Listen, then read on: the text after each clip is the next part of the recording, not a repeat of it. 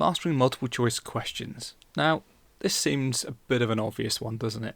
Multiple choice questions, typically pretty straightforward, but you might be surprised. There's a bit of strategy involved. And so I'm just going to talk you through some things to think about and some ways to approach just to maximise how well you do on those questions. You would be surprised how much people kick themselves when they reread an answer after an exam and realise that they should have got it right. So it's not always as easy as you might think. So some urban legends first of all to dispel.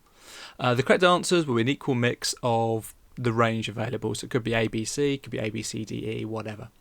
The idea being that if there was 20 questions, you might have 4 that are A, 4 that are B, 4 that are C, 4 that are D, and 4 that are E for the correct answer. So if you've done loads of A's, then there probably aren't lots more A's if you're trying to guess what the next answers might be. Absolute fallacy. And particularly, I do remember a sample paper for AQA A-level where actually most of the answers were either A or C, and there was virtually no other letters in there. So don't worry about trying to think, well, I've already had loads of A's, must be a B. Absolute fallacy. Ignore that. Go with what is the correct answer, not what you think it should be. The final answers are more commonly incorrect. And there's a bit of logic behind this. Obviously, examiners have to make up the questions, and there will be, in the way they're written, is that there is one correct answer they're looking for, or two if it specifies, identify two.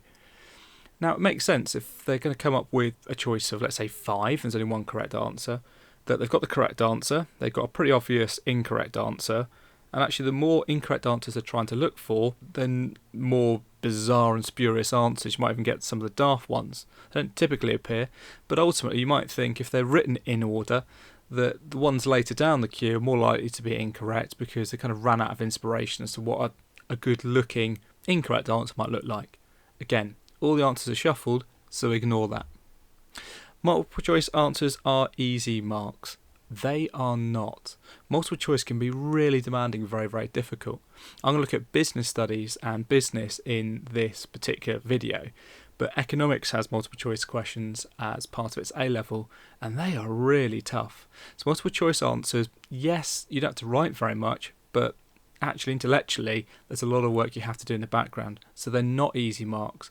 And if you understand and respect that, you're more likely to be successful because you'll kind of give them respect that they deserve.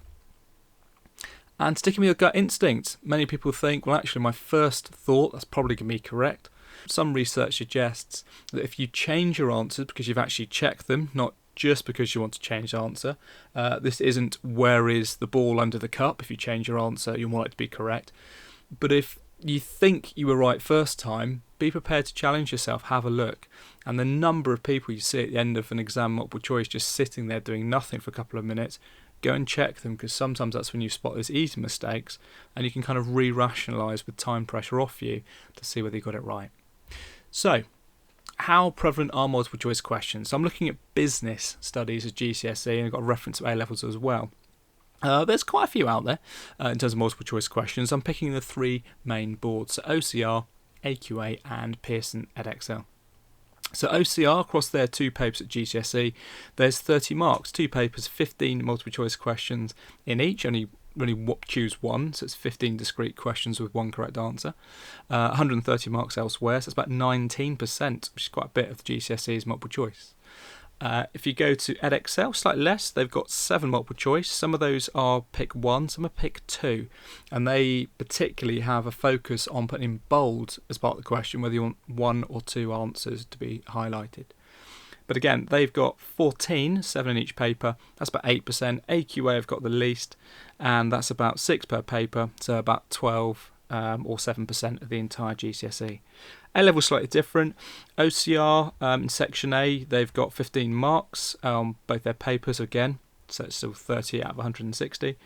Edexcel have got no multiple choice, and this was off the specimen papers because they're accessible to you, and that's kind of used as examples here. So there's no multiple choice at A-level, and AQA has 15 marks on the first paper, which is pure multiple choice, again, select one.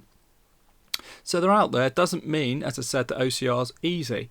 It just means you're assessed in different ways for different papers. You might have more high-end skills. And again, multiple choice is not easy. Don't fall into that trap. So how would I approach it? Well, it's a great acronym, READ. Read the question. And if you remember this, I'm going to show you some examples of doing it. Hopefully it will help you to make sure you're just maximising your marks here and not making silly errors, because that's really what happens with multiple choice. It's silly errors that happen. If nothing else, hopefully if you are having to guess an answer because you haven't prepared fully, it's an area you're not sure about, it will increase your probability of picking up the correct answer. So the first thing to do in terms of this acronym is read.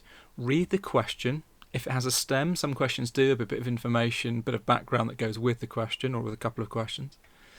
And all the possible answers carefully. A couple of years ago, a student was looking at a question for me and were asked which of these is involved as a form of discrimination.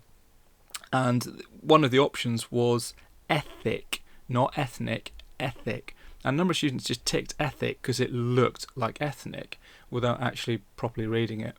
Once we went through that, there was a lot of sort of forehead slapping in terms of, oh, I can't believe I've done that. So read it really carefully.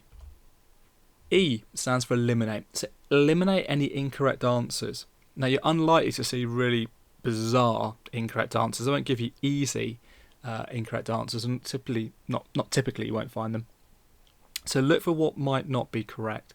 Get rid of that, the things you know aren't to be correct. Again, if nothing else, you're having to guess, rather than 1 in 4, you're now looking at 1 in 3 or 1 in 2, it's 50-50 chance. So try and eliminate. Where it's relevant, try annotating anything on there, any sort of diagrams that might be provided, scribble on it, try and think about what things might be, or jot down any simple models. So if it refers to something which is a business model, or again, depending on what your subject is, goes for everything, jot down something that might help you to sort of trigger your memory in terms of what you're doing, and again, if you can't eliminate. And finally, D stands for decide. So what is the correct answer? Decide, make a note of it. One thing I will say, if you're not sure on an answer, it's absolutely fine multiple choice to leave and come back. Multiple choice very rarely has any other linked questions, so you can kind of do them out of sequence, come back to it. Make sure you do write something at the end. Really important. Have a guess, because if nothing else, if it's a total guess, 1 in 4 to 25% chance you'll pick up that mark. So make sure you do always complete the answers. So how does read work? So let's just read a question together. So this is an AQA question.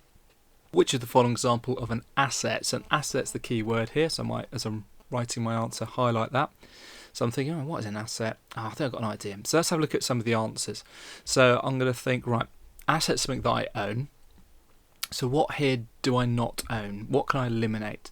Well, a bank loan, I don't own a loan. It's something where I actually owe money. It's a liability, so it's definitely not B. Same for C, mortgage, something I owe, it's a liability. And D, it's something I owe, an overdraft, I owe it, I have to pay it back, it's a liability. So without having to pick the correct answer, you've already flagged up. Cash, obviously, is something that the business owns, it's in the bank. So that's a nice easy way to pick that up. Again, let's read this question. So this is one which has come from Edexcel. So slightly different layout, and we'll talk about those in a moment. So which one, and you'll notice that bold 1 for Edexcel because sometimes they ask you for 2 or potentially more. So which one of the following is an element of the marketing mix? Okay, so let's select one answer. I'm pretty sure it's not perseverance. I can't remember that being in there. Persuasion, don't think that is 2, but I'm not sure if it's profit or place. So this is where my annotation might come in. And you might not be able to remember this, that's absolutely fine. But I might scribble down 4 Ps, that's the marketing mix. Price, product, place, promotion. Place, that's what it must be, so it can't be profit. And you've got your answer, so you can now decide. And finally, this is an OCR question. What is e-commerce? So again, A, B, C, D, slightly different style to this question. So I'm thinking, well, e-commerce, like email, anything like that is to do with sort of digital, online. Commerce is selling. So hopefully by just talking yourself through the question, you've already come up with your answer. You can start to eliminate what is not there. So it's nothing to do with quality. I don't think it's a planning tool. It's not a bank loan. So internet, that's the E part. Selling goods, that's commerce. So therefore it must be D. So that's how read works. So you read through, you eliminate what's not correct, annotate where it's relevant, and then decide. So how do you mark responses?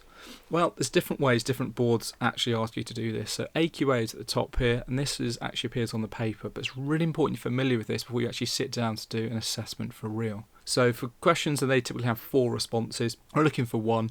I've got a correct method, a wrong method for flagging your answer. Incidentally, the wrong methods do look a little bit like examples of eye makeup from the band Kiss. something for you to Google.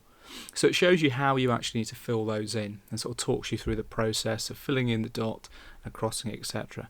Same with Edexcel, which is the box just below that, Pearson, where you can actually see you put a cross in the box and put a line through it if it's not your correct answer. Now the reason these two boards ask you to do that is because all of the answers for things like multiple choice are actually read by a computer. So it's scanned in and it's looking for those responses, hence why it wants to fill it in a certain way so it doesn't get missed. OCR, you literally write the letter. Now if it's incorrect, you cross it out, you write another letter there instead. So that's why they do it. Now a really common question, well what happens if I've picked an answer, crossed it through, so let's say I've gone for place on that question, thought no I can't be right, I've crossed it through as they've told me to, I've gone for perseverance instead, and I think oh my goodness, it was place, so I've now marked it as incorrect. How do I go back? Because I can't get rid of that line going through. I'm using a black pen as I've been told. What am I supposed to do here? Really simple. Cross back through the wrong answer. At this stage, the computer can't find just a cross on its own, so it's going to get a bit confused. It's going to chuck this out and it'll be manually checked. Write really clearly, this is my final answer, and make it really crystal clear that that's actually the one you want to go with. Do that, makes it really clear what you actually want to do. It's chucked out by the computer, checked by a human, goes, no, they've done it slightly differently, but they've made it very clear what their answer is. So if nothing else, make it clear. Hopefully that helps, and good luck with any multiple choice in the future. Remember, read